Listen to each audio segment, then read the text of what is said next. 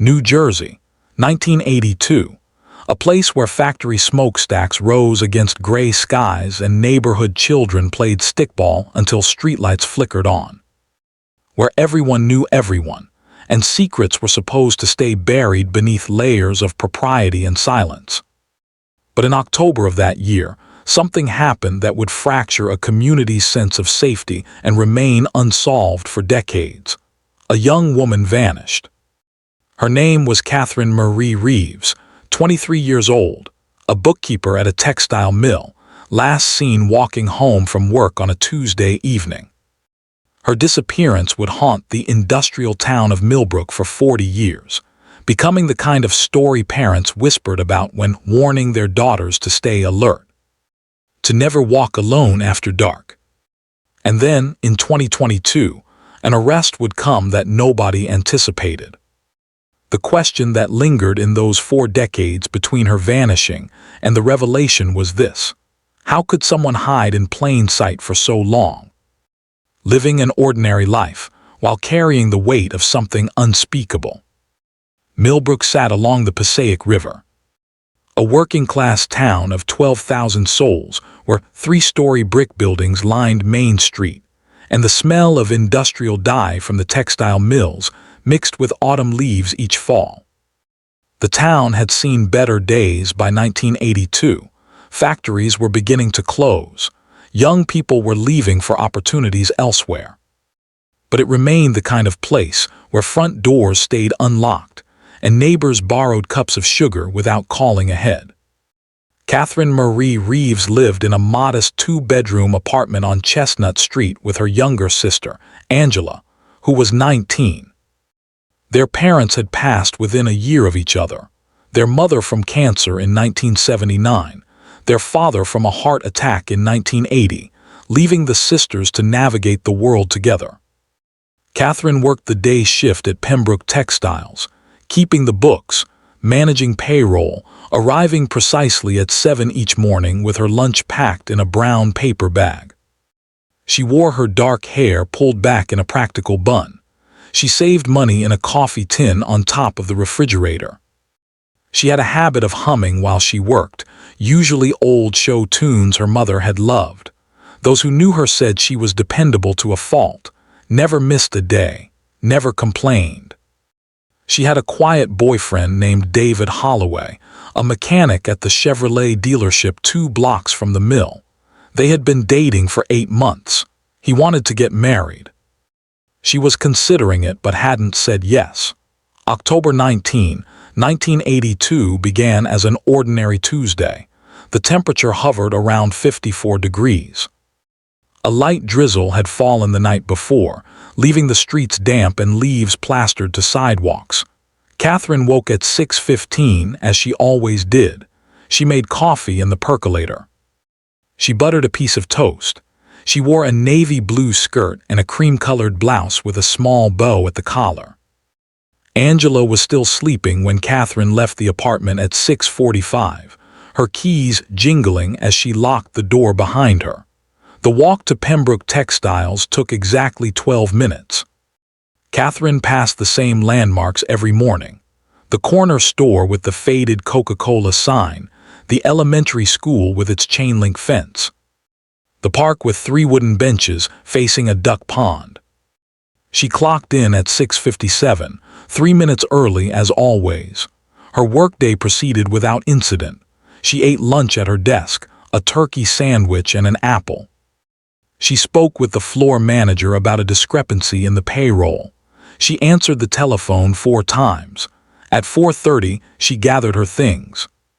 She said goodbye to Martha Jenkins, the receptionist. She walked out into the gray afternoon. The last confirmed sighting of Catherine Reeves alive came at 4:38. Mrs. Eleanor Pruitt, a retired schoolteacher, saw her walking past the park, heading in the direction of Chestnut Street. Mrs. Pruitt remembered the time because she had just checked her watch, worried she might be late for her bridge club meeting. She noticed Catherine because Catherine was walking quickly, her arms wrapped around herself against the chill. Mrs. Pruitt waved. Catherine waved back. After that, nothing. Catherine never arrived home. Her purse, her keys, her identification all vanished with her. Angela became worried around 6 when Catherine hadn't returned. By 7, she called David Holloway. By 8, they called the police. The search began immediately. Officers walked the route from the textile mill to Chestnut Street with flashlights, calling Catherine's name into the darkness. They checked the park, the alleys, the spaces between buildings where someone might have fallen or been dragged. They found nothing. No signs of struggle, no blood, no torn fabric. No witnesses who heard screaming or saw anything unusual. Volunteers gathered at the fire station the following morning. 200 people combed through vacant lots, searched along the riverbank, knocked on doors asking if anyone had seen anything, heard anything, noticed anything out of place. A woman's shoe was found near the park entrance, but it wasn't Catherine's. A jacket was discovered hanging on a fence, but it belonged to a teenager who had left it there days earlier. The investigation expanded. Detectives interviewed everyone who worked at the textile mill. They questioned neighbors. They spoke with David Holloway for 3 hours, but his alibi was solid. He had been at the dealership until 6, working on a transmission job with 2 coworkers who confirmed his presence. They checked his vehicle. They searched his apartment. Nothing. Deputies whispered quietly among themselves about the complete absence of evidence. It was as if Catherine had simply dissolved into the October air. The park became the focal point. Something had happened there, they believed, in those 7 minutes between Mrs. Prout seeing Catherine pass by and the moment she should have emerged on the other side. Divers searched the duck pond. Cadaver dogs were brought in. They alerted near a grove of trees on the park's western edge, but no remains were found. The ground was too hard to have been recently disturbed. Days became weeks. The media descended. Catherine's photograph appeared in newspapers across New Jersey. The reward fund grew to $15,000. Tips came in, dozens of them, but none led anywhere substantial. A man in Patterson claimed he saw her getting into a blue sedan. Another witness in Newark said she served him coffee at a diner. Both leads evaporated under scrutiny. Those who knew him said that Angela Reeves aged a decade in those first weeks. Her hair seemed to lose its shine. Her eyes developed shadows that never quite faded. She moved through the apartment like a ghost, touching Catherine's belongings, sitting in her chair, sleeping in her bed some nights when the loneliness became unbearable. The investigation began to slow down. Detectives had interviewed over 300 people. They had followed up on 87 tips. They had searched 50 square miles of surrounding area. And still nothing. Catherine Reeves had vanished as completely as if she had never existed. By December, the daily searches had stopped. The volunteers returned to their normal lives. The reward fund remained unclaimed. The case file grew thicker, but no closer to resolution.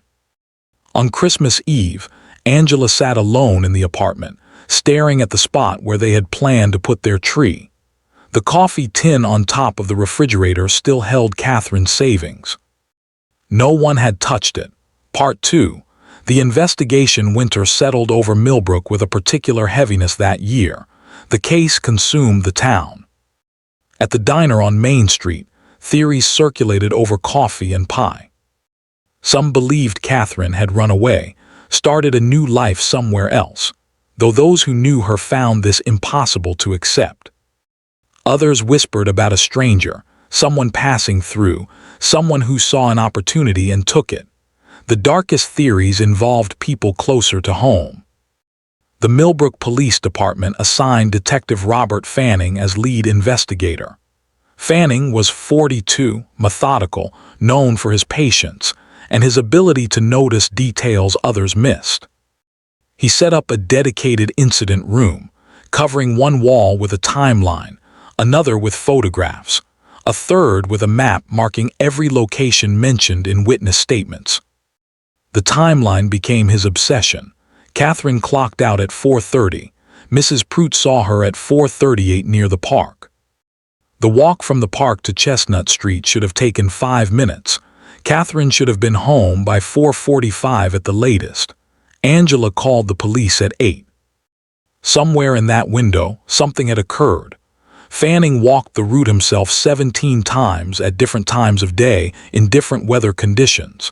He timed each segment. From the mill to the corner store, 4 minutes. From the corner store to the elementary school, 3 minutes. From the elementary school to the park entrance, 2 minutes. From the park entrance through the park to Chestnut Street, 5 minutes. Total, 14 minutes if walking at a normal pace. Catherine always walked at a normal pace. Clear's throat, the park became the key. It sat on 2 acres, with the duck pond at its center, benches scattered along paved paths, and a thick grove of oak and maple trees on the western edge where the cadaver dogs had alerted. Fanning ordered the grove searched again. Officers dug down 3 feet in multiple locations. They found old bottles, a rusted bicycle, a collection of bones that turned out to be from a deer. No human remains. Physical evidence was frustratingly sparse. Catherine's apartment yielded nothing unusual. Her diary, discovered in her nightstand drawer, contained ordinary observations about work, brief mentions of David, complaints about the weather. The last entry, dated October 18, the day before she disappeared, read, "Tired today, looking forward to the weekend. Might go to the movies with D. David Holloway submitted to a polygraph examination voluntarily. He passed. Investigators checked his background thoroughly. No criminal record, no history of violence." Coworkers described him as quiet, hardworking, clearly devastated by Catherine's disappearance. His alibi for October 19 remained unshakable, but Fanning noticed something, not about David. About another name that kept appearing in the periphery of the investigation. Thomas Brennan, 34, a maintenance worker at Pembroke Textiles. He had worked there for 6 years. He knew Catherine. They interacted occasionally when she needed to file maintenance requests or when he needed to access the office area to repair something. Those who knew him said Thomas was unremarkable. Average height, average build, brown hair beginning to thin at the crown. He lived alone in a small house on Maple Avenue, 3 blocks from the park. He was divorced. His ex-wife had moved to Pennsylvania with their daughter after the divorce was finalized in 1980. He kept to himself mostly, though he sometimes drank beer at O'Malley's pub on Friday nights. What caught Fanning's attention was Thomas's behavior in the days immediately following Catherine's disappearance. While coworkers at the mill were visibly upset, participating in searches, posting flyers, Thomas remained oddly detached. He showed up for work. He did his job. When asked about Catherine, he expressed appropriate concern but without any particular emotion. A maintenance supervisor mentioned to Fanning that Thomas had called in sick on October 20, the day after Catherine vanished, which was unusual because Thomas rarely took sick days. When questioned about this, Thomas explained that he had caught a cold. Nothing suspicious in itself, but it added to a growing list of small details that didn't quite fit. Fanning interviewed Thomas formally on November 3. The session lasted 90 minutes. Thomas answered every question calmly. Yes, he knew Catherine. No, not well, just from work. Yes, he had seen her on October 19. She was in the office when he came to fix a broken radiator in the morning. No, he hadn't seen her leave. No, he didn't know anything about what might have happened to her. Yes, he would be willing to help in any way possible. Fanning asked about Thomas's whereabouts that evening. Thomas said he had gone home after work around 5, made himself dinner, watched television, and went to bed around 10. He lived alone. No one could confirm this. But no one could disprove it either. Deputies whispered quietly among themselves about Thomas's composure during the interview. He never became defensive, never showed anger or confusion. He answered questions in a flat, measured tone, as if discussing something that had nothing to do with him. Fanning requested permission to search Thomas's house. Thomas agreed without hesitation. On November 8, investigators spent 6 hours examining every room, every closet, every drawer. They found nothing unusual. No women's clothing, no suspicious stains, no hidden spaces. The house was neat, almost sterile. Thomas's vehicle, a 1978 Ford pickup truck, was examined, vacuumed. The interior appeared freshly cleaned. When asked about this, Thomas said he had cleaned it the previous weekend because it was getting dirty. The timeline fit. He could have cleaned it on October 23 or 24, days after Catherine's disappearance, but before anyone thought to check his truck. For those who have ever worked on a case with too little evidence and too many questions, the frustration is particular and consuming. Fanning felt certain he was missing something, but he couldn't identify what. The investigation generated thousands of pages of documents, interview transcripts, search reports, laboratory analyses. None of it led anywhere conclusive. The community's attention began to fracture. Some remained convinced that Catherine had been taken by someone unknown. Others started to wonder if the police were missing something obvious. Rumors circulated. Someone claimed to have seen Catherine in Atlantic City. Another report placed her in upstate New York. Each lead was investigated. Each led nowhere. By spring of 1983, the case had gone cold. The dedicated incident room was dismantled. The timeline came down from the wall.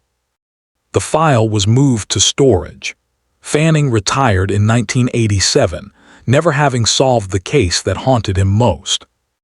Before he left the department, he wrote a memo summarizing his suspicions, noting that while no evidence directly implicated Thomas Brennan, the absence of evidence was itself notable. The memo was filed away. Years passed. The textile mill closed in 1989. Many residents moved away seeking employment elsewhere. The park where Catherine was last seen remained, though parents began to warn children not to play there alone. The duck pond developed an algae problem. The benches rotted.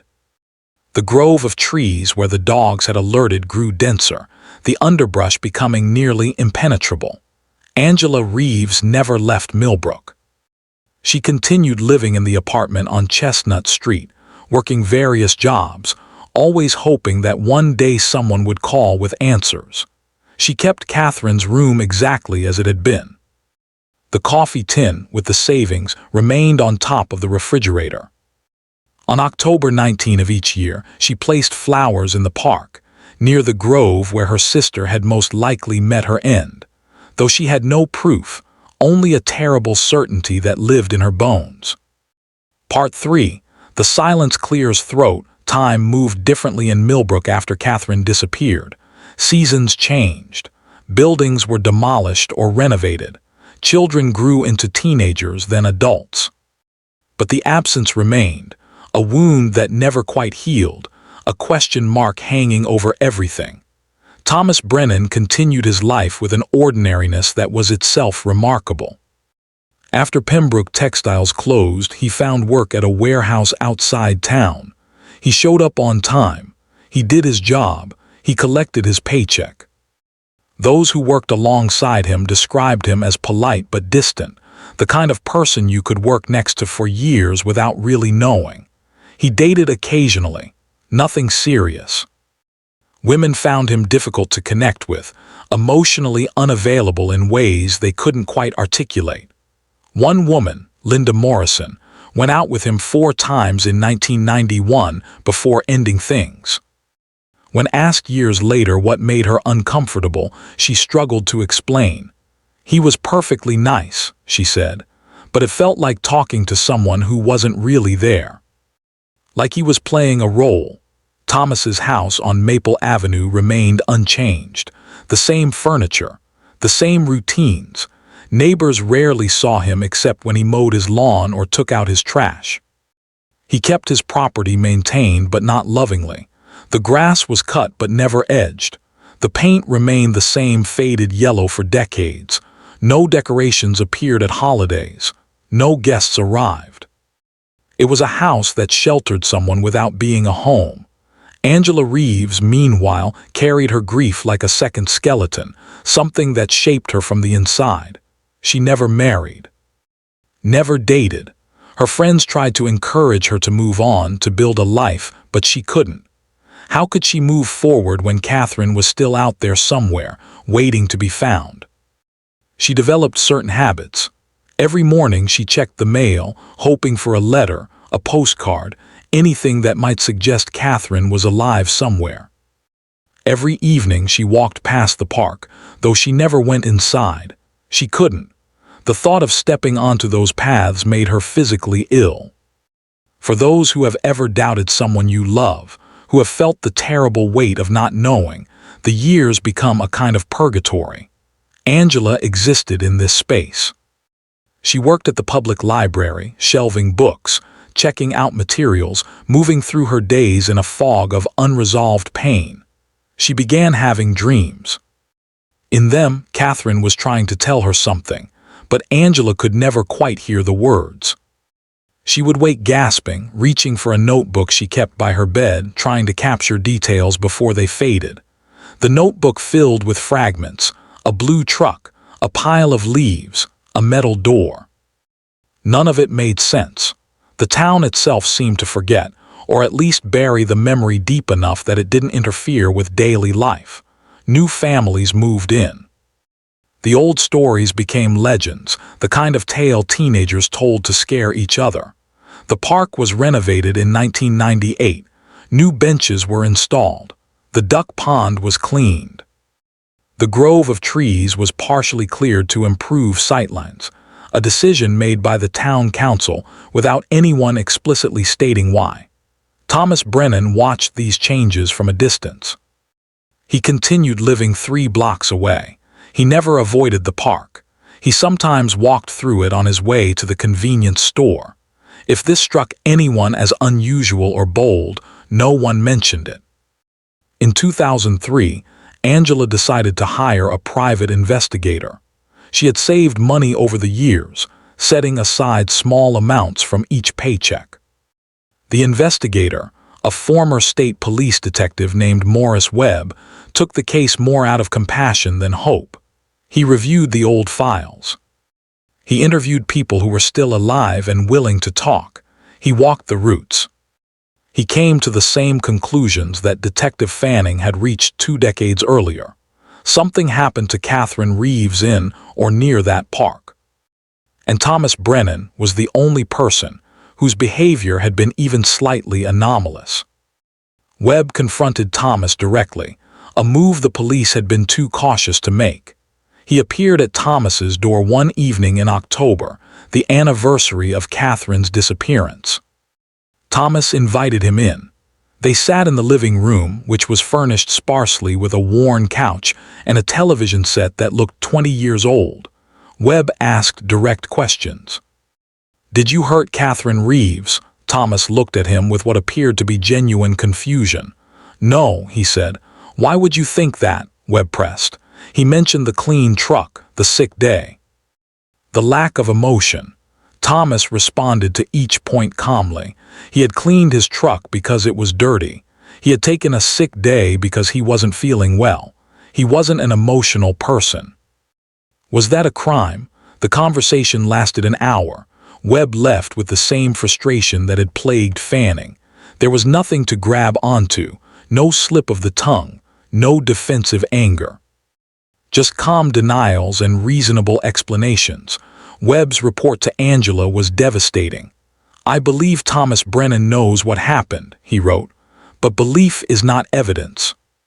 Without something concrete, there is nothing law enforcement can do." Angela read the report and felt something break inside her. 21 years had passed. Catherine would have been 44 years old. She might have been married, might have had children. Instead, she was gone, and the person responsible walked free, lived 3 blocks from the place where it happened, breathed the same air, saw the same sun. The weight of this knowledge became unbearable. Angela began seeing a therapist. She was diagnosed with complicated grief, a condition where the mourning process is disrupted by the absence of closure. She took medication to help her sleep, though the dreams continued. For those who have noticed the way unresolved trauma can calcify into something permanent, Angela's transformation was textbook. She became thinner, her cheeks hollow. Her hair turned gray early. She moved through the world like someone who was only partially present, the rest of her still trapped in October 1982, still waiting for her sister to come home. Thomas Brennan, meanwhile, showed no signs of deterioration. He aged normally. His hair thinned further and turned gray. He developed a slight paunch. He retired from the warehouse in 2015 at the age of 67. He collected Social Security. He continued his routines. The house on Maple Avenue remained unchanged. Millbrook itself evolved. The old factory buildings were converted into lofts. Coffee shops opened where diners had been. Young professionals moved in, attracted by lower housing costs and proximity to New York City. These new residents knew nothing of Catherine Reeves. To them, the park was just a park, pleasant enough, though some noted it had an odd atmosphere they couldn't quite define, a heaviness in the air near the grove of trees. But memory persists in small ways. The older residents remembered. The library kept newspaper archives. And Angela Reeves continued her annual ritual, placing flowers in the park on October 19. A gesture that had become as much a part of the town's fabric as the changing leaves and the smell of wood smoke in autumn. The silence of those decades was profound, not the absence of sound, but the absence of answers. And in that silence, Thomas Brennan lived his life, ordinary and unremarkable, while one truth remained constant. Catherine Reeves was still missing, and someone knew why. Part 4. The revelation. The break came from an unexpected direction, as these things often do. In March 2022, a construction crew began work on a drainage project in the park. The grove of trees, now overgrown despite the partial clearing decades earlier, needed to be excavated to install new pipes. The work required digging trenches 4 feet deep. On March 17, at approximately 10:30 in the morning, a backhoe operator named James Corrigan struck something that wasn't dirt or rock. He stopped the machine. He climbed down. He brushed away soil and found fabric deteriorated but still recognizable. He called his supervisor. The supervisor called the police. Within hours, the park was cordoned off. The Millbrook Police Department, now much smaller than it had been in 1982, requested assistance from the New Jersey State Police. A forensic team arrived. They worked carefully, documenting everything, photographing, measuring, sifting. What they uncovered was the skeleton of a woman, buried approximately 4 feet deep, wrapped in what appeared to have been a tarp or heavy plastic sheeting that had mostly degraded. The remains were incomplete, scattered slightly by decades of roots and soil movement, but the skull and most major bones were present. Near the remains, they found items that had survived the years. A wristwatch stopped at 441. A small gold necklace with the letter K and fragments of fabric consistent with a navy blue skirt and a cream-colored blouse. Angela Reeves received the call on March 18. She was 69 years old. For 40 years, she had waited for this moment while simultaneously dreading it. When the officer told her they had found human remains in the park and needed dental records for comparison, she felt her legs give out. She sat on her kitchen floor and wept. The dental records confirmed it within 3 days. Catherine Marie Reeves had been in the park all along, buried in the exact area where the cadaver dogs had alerted in 1982. The original search had been thorough, but not thorough enough. The dogs had been right. The investigators had stopped digging 2 feet short. The New Jersey State Police reopened the case immediately. They assigned Detective Sarah Mendez, a specialist in cold cases, as lead investigator. Mendez was 38, sharp, relentless. She began by reviewing every document from the original investigation, all 3,000 pages. She noticed what Fanning had noticed: Thomas Brennan's name appearing repeatedly in the margins. The clean truck, the sick day, the flat affect. She pulled the memo Fanning had written before retiring. In it, he had noted, "If I could do this investigation again, I would surveil Brennan for months. I would dig deeper into his background. I would find the evidence that I know is there but couldn't locate in 1982. Mendez decided to take Fanning's advice, 35 years too late. She began building a comprehensive profile of Thomas Brennan. She tracked down his ex-wife in Pennsylvania. The woman, now 71, was reluctant to talk at first. But when Mendez explained they were investigating the Catherine Reeves case, something shifted. "I left him because I was afraid," the ex-wife said. Her name was Patricia. She agreed to be recorded. "He never hit me, never threatened me, but there was something wrong. He didn't connect. He didn't feel things the way normal people do. When our daughter was born, he looked at her like she was an object, not a person. It terrified me." Mendez asked about the divorce timeline.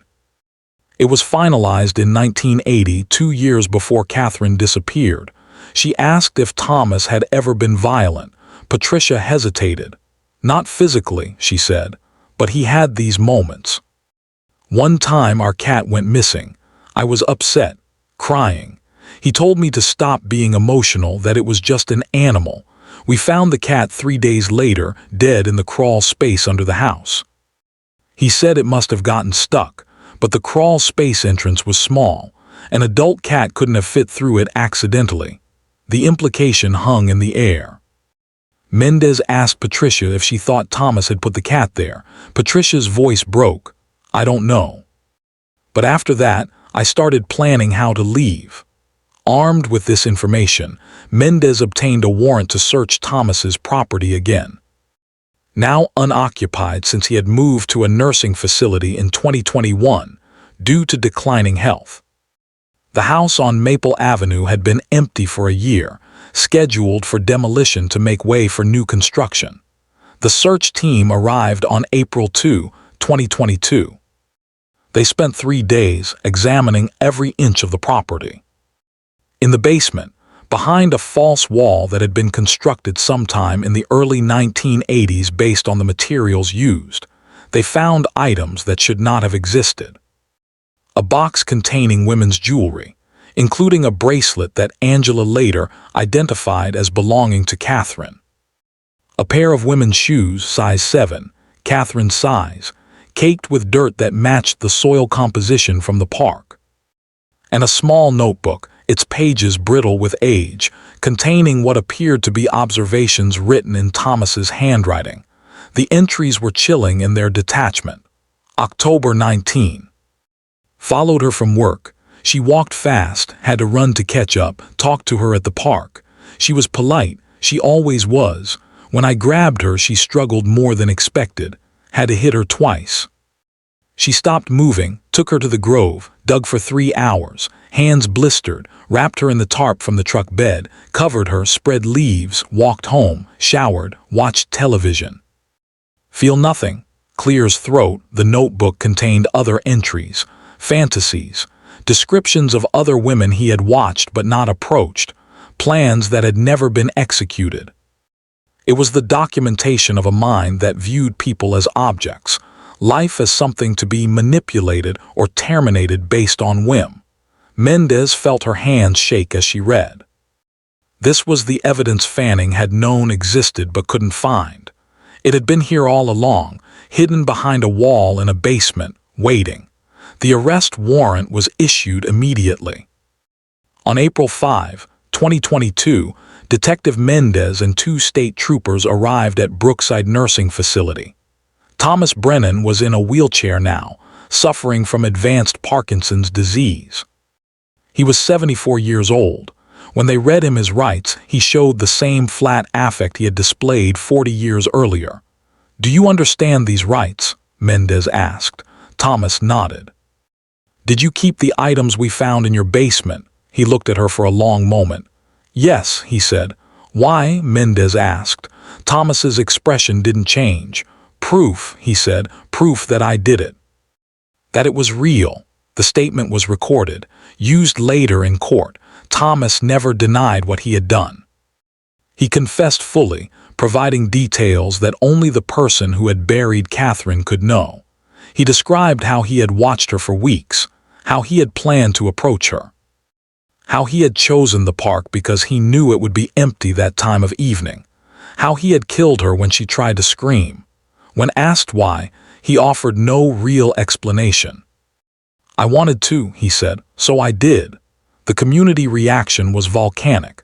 Shock gave way to rage, then to a profound sadness. Thomas Brennan had lived among them for decades after taking Catherine's life. He had worked alongside people who had searched for her. He had walked past her grave. He had attended community events, shopped at local stores, existed in plain sight while carrying the secret. The trial began in November 2022. Thomas, now requiring full-time medical care, appeared in court in a wheelchair, his hands trembling from the Parkinson's. He pleaded guilty to all charges: first-degree murder, kidnapping, desecration of human remains. His attorney argued that his deteriorating health made a lengthy sentence effectively a death sentence. The prosecutor argued that Catherine Reeves never had the chance to grow old. Angela attended every day of the proceedings. She sat in the front row, her hands folded in her lap, her face a mask of controlled emotion. When given the opportunity to make a victim impact statement, she stood and faced Thomas directly. "You took my sister," she said. Her voice was steady. "You took 40 years of my life wondering. You took my peace. You took my ability to trust. You lived free while she was in the ground. I hope you spend whatever time you have left thinking about what you did. I hope it haunts you the way it has haunted me." Thomas showed no reaction. His face remained blank. Even at the end, he was incapable of remorse. The judge sentenced him to life in prison without the possibility of parole. Given his age and health condition, everyone in the courtroom understood this meant he would die incarcerated. Thomas was transferred to a medical facility within the prison system. He died 8 months later in July 2023 from complications related to his Parkinson's disease. He was 75. Catherine Reeves was finally laid to rest in a proper burial in May 2022, 2 months after her remains were discovered. The service was held at St. Michael's Church, the same church where she had been baptized. Hundreds attended. The town that had forgotten remembered. The park was renamed Catherine Reeves Memorial Park. A bench was installed near the grove, now cleared and replanted with flowering trees, with a plaque bearing her name and the dates of her life. Angela scattered flower petals on the grave. She spoke to her sister quietly, words only they would share. And then she walked away, her steps lighter than they had been in 40 years. Closing the case of Catherine Marie Reeves reminds us that truth has its own timeline, indifferent to our need for speed or closure. Justice came, but it came late, after decades of silence and suffering. The resolution brought no celebration, only a somber acknowledgement that some wrongs can never be fully righted, only finally named and addressed. Catherine exists now not as a mystery but as a memory, a young woman whose life was stolen and whose absence shaped the lives of everyone who knew her. She was a daughter, a sister, a friend, a person with dreams and routines and a future that should have unfolded. Instead, she became a cautionary tale, a cold case, and finally, a name on a memorial bench in a park where children play, unaware of the darkness that once resided there. If this story mattered to you, subscribe and hit the bell. Share the episode. Someone somewhere may still be waiting to be heard.